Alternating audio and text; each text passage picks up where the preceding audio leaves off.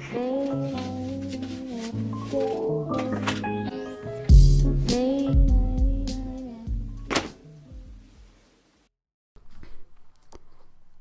guys, and welcome to my channel. Today I'm going to be doing a sketchbook tour, and I'm going to show you two university projects that I did, one package design one and one poster design, and I'm also going to be showing you a little experimental sketchbook I had first, just so you can get a little bit of an idea of how I work and how I was working at the time. But I really hope you enjoy this. It was quite fun for me to look back on, and yeah, let's just get started. So yeah, this sketchbook here is just my little experimental one. I was doing a lot of traditional collage, and I was monoprinting in the print room and then making these little collages. And I really enjoyed it. It taught me a lot about print and texture, and it was all traditional, like cutting and sticking. There's still Pritt stick on these pages, and I used a lot of Pritt sticks throughout my time at uni. But yeah, it was really fun. So it was all printing, and this is a little wolf here. And this project, I did hand the sketchbook in, but it was just a little experimental one of me practicing collage. And I want to try and do a bit more of this actually, because it was really fun. And I remember getting so messy at the print room and coming home covered in ink and all my clothes getting ruined, but it was 100% worth it, because yeah, it taught me a lot about how I work. I still use collage techniques now, I just do them digitally, and I use a lot of these similar processes in the two sketchbooks I'm going to show you in a minute for the two actual university projects. So I thought it'd be interesting to quickly show it. And there's a little Falmouth sketch, because I don't really know why that's in here. I think I was just sitting by the beach and I decided to do a little sketch. I'm not too good at quick sketching. This one, I remember sitting with my friend in a coffee shop, and we both were just doing collage and talking about life, and it was really fun. And yeah, that came out of it, and so did this. I really like the kind of work you do. I don't know the word, like work like this, when you don't overthink it and I just put shapes on a page. Okay, the first sketchbook that I'm going to show you from one of my university projects is Yorkshire Tea, and this was I think this was also a YCN brief, but it wasn't the year. Like if you go on the YCN websites, they have all their briefs from like previous year competitions, which is great because anyone can access them and download them. Obviously you can't enter, but it means that you have like a real life brief to work to. So in my third year we could choose our own projects, but we still kind of had to go to tutorials and see tutors a lot about them. So this project was a 2-week project, and I also did an editorial alongside it. So it was on Yorkshire Tea, and it was about creating a new packaging for them. And I chose it because I was quite interested in packaging design. It's something I wanted to try out, and I thought I like Yorkshire. We go to Yorkshire a lot. My family are from there, so it was quite a fun project. Like it kind of shows, I think, looking at the sketchbook, looking at these little brainstorms and research, and looking here at some packaging, like different shape packaging, and here's some previous Yorkshire Tea packaging, and it's quite cool because for me to look back on, because my sketchbooks look nothing like this now, which is why I thought it would be interesting to do the video. These sketchbooks are obviously sketchbooks that are about to be graded. Although they're messy, I can tell that I did these for a tutor and not all of it for me. Like this is an exception actually. The thumbnails and little drawings, I do the exact same process now, so I'll make little thumbnails and with the ideas I've got, and they'll be really rough, and sometimes you can't understand what they are, but it's like the best way to get ideas onto a page. But a lot of it, like these maps and like all the images, basically I don't use that. When I do sketchbooks for myself and my like client projects, I never do that. It's just a waste of paper, a waste of ink, which I don't want to pay for, and just a waste of time cutting and sticking. But I do still kind of do the same thing. I just do it on Pinterest or digitally, and I save like research photos and references. And here's I was doing my colour palette and a little colour pencil study, just trying to get like colours and tones I possibly wanted to use. I was still quite early on in my work process here, so I was kind of not exactly sure how I was going to draw it out. So yeah, I got the colour palette ready, I got the boxes, I kind of narrowed down the designs I wanted. We had a tutorial every week, so even though we weren't like kind of getting told what to do, we were able to show our work in front of a group. And I think throughout the sketchbook you'll maybe see some notes of what I got told, and sometimes people were really friendly and sometimes it was quite critical. In the next project I'm going to show you, it was one where I burst into tears in a tutorial, which was quite embarrassing. So these are kind of me getting through the sketchbooks and making the nets.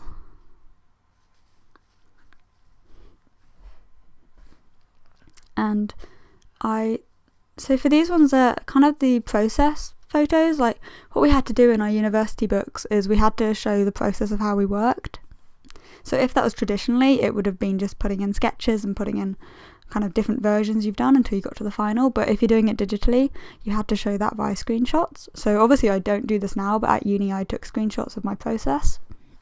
And it really annoyed me at the time, but looking back, I think I found it quite helpful, because I remember on projects like after this one, for example, looking back at the sketchbook and learning how I did something. So if I learnt a new technique, and it was all quite experimental, I was still learning how I worked. So it was nice to be able to do that. So I'd really recommend it if you are in art college, to take screenshots and learn the processes that work well. Because some won't work, and some will work so well that you'll never want to stop doing them. I did a little bit of my own text for this one as well. I'd researched Yorkshire words, what am I talking about?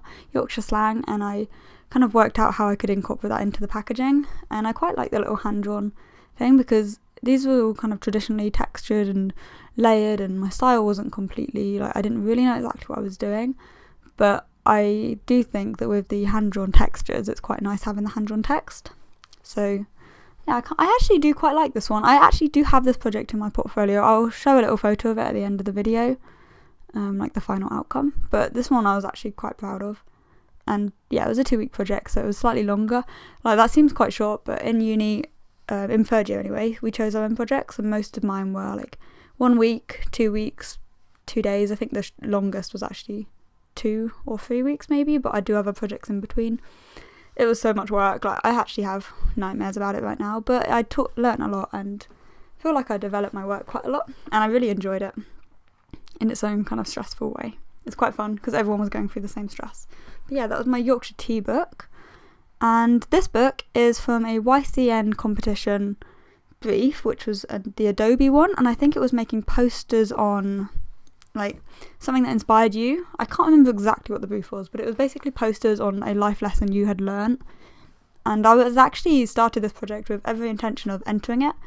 So here's a little mind map where I picked out key parts of the brief, and I just kind of blurted down on the paper my immediate thoughts. But yeah, I didn't end up entering this brief. Basically, a few days before, it was a 2-week project, a few days before I had the finals, I had a tutorial which ended up, I was in such a stressed state with dissertation work and this and everything, and I ended up bursting into tears in the middle of a whole thing and just walking out the room. I was so upset.